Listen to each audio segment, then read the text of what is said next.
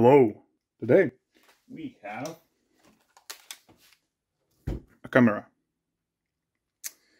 This is my Canon EOS 5D Mark II, and I did a previous video on where I tried to and actually fixed the mirror assembly. I fixed that. But now there's a mirror. You can see. There's a mirror now. You can even see the viewfinder.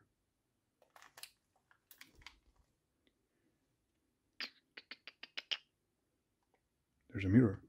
You can even see everything through it. So, how did the mirror get there? Because when I finished fixing the assembly, there was nothing, and there's dust in there. No, that's actually my glue. Huh? Is it? That's dust. Alright, good. So, let's put it back. So, where I got the mirror from? I didn't buy it.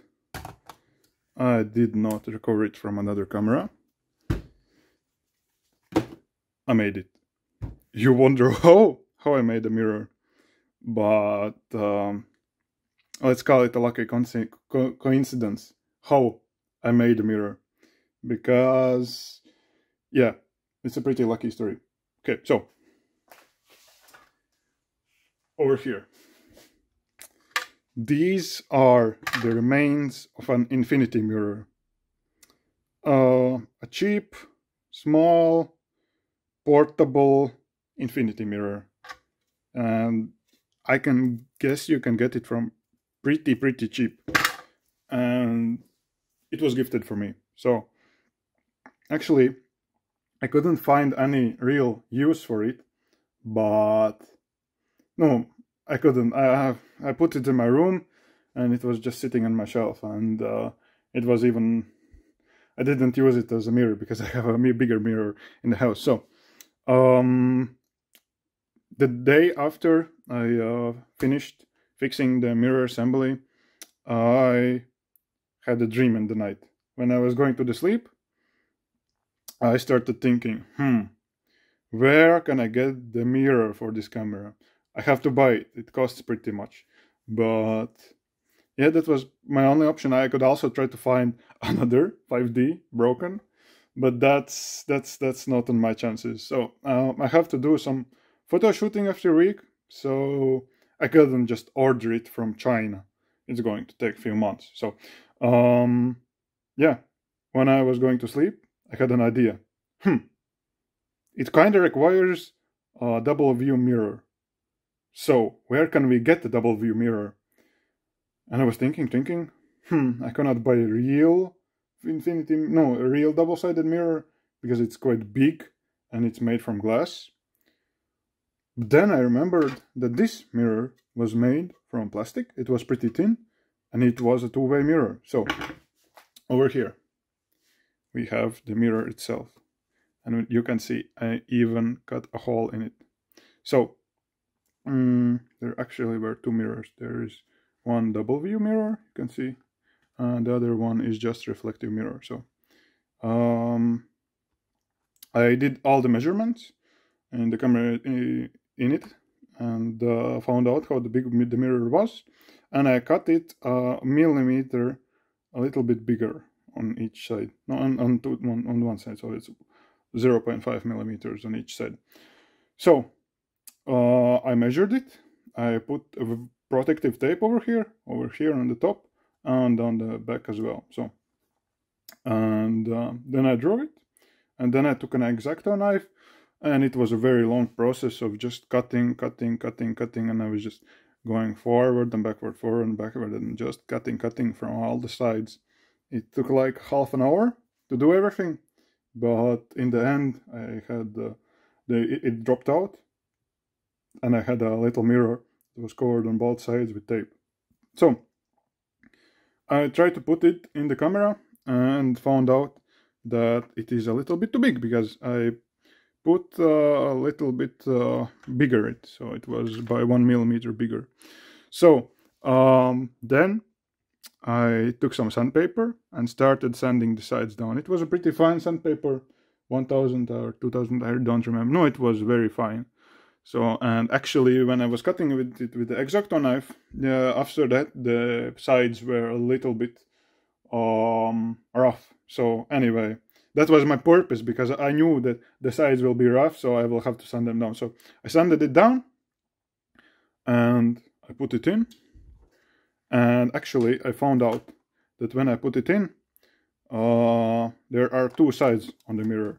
There's one side that is the reflective side, and the other side is glass. So the reflective film is on one side. The reflective layer. The layer is on one side. It's like a plastic glass piece that has a reflective layer on one side, and it's kind of see-through, but it also reflects, so that's why it's a two-way mirror. So it is on one side. So at first I put it with the reflective side facing down, the layer side facing down, facing to the, no, not facing forward, facing to the focusing sensor. So it was the other way around, so it was facing down and the glass was facing up. So it was focusing, focusing very good, but it started doubling from the viewfinder. It was doubling, the view was doubled, and it was kind of rough, and it was not acceptable for me. So I flipped it other way around, and I thought, if I flip it other way around, the reflective side will be other side, the mirroring might be on the focusing. But that wasn't the case.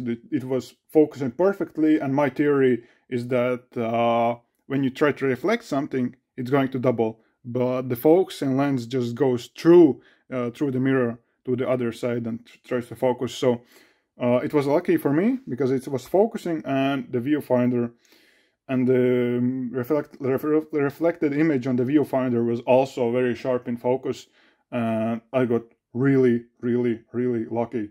So if you're in a very wide, very, very tight spot, and you have lost a mirror on your camera, or you bought a new camera that bought a used camera that doesn't have a mirror, then this is one chance. I don't know, you can get this at Target, or I don't know where you can get this. This is, for my knowledge, you can even like order it online, but I don't know where to get it. If you have something like this and you're really crafty, you might try this.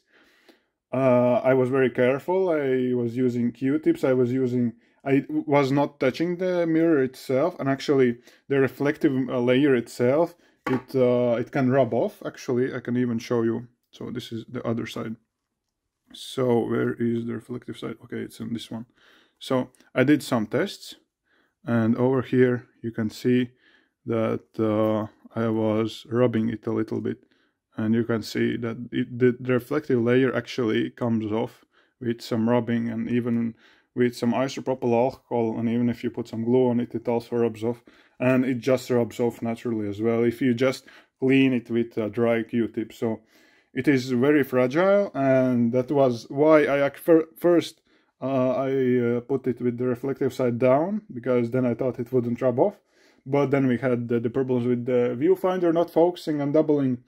So I took the risk and flipped it upside down, and it is perfect. Actually, I cleaned it with a Q-tip because there was a little bit of residue and dust. So I cleaned it, and there were actually a little bit of scratches.